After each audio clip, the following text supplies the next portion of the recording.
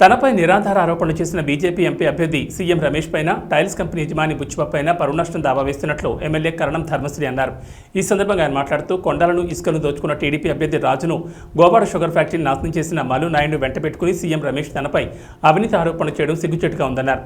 CM రమేష్లో తాను బ్యాంకులకు రుణాలు ఎగ్గొట్టలేదన్నారు. కడపలో చేసినట్లు ఇక్కడ రాజకీయం చేస్తే ఊరుకోమన్నారు. వ్యాపారాలు చేస్తున్న ఏదో కింద స్థాయిలో నిరుపేదగా ఉన్నటువంటి వాడు పెద్దవాడు అయ్యాడంటే మా ప్రాంతంలో ఉన్నటువంటి వాళ్ళందరం సంతోషిస్తున్నాం కూడా.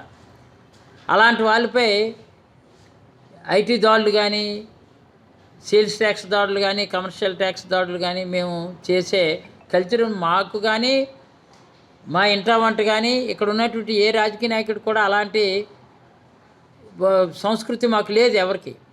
కానీ నిన్నెవరో జిఎస్టీ అధికారులు, స్టేట్ జిఎస్టీ ఇంటెలిజెన్స్ అధికారులు ఎవరో వచ్చి వెళ్ళారట. మరి ఆయన మీద ఎవరు కంప్లైంట్ ఇచ్చారో కంప్లైంట్ నేను కూడా వీడియో పరంగానే నిన్న అది జరిగిన తర్వాత చూసాం.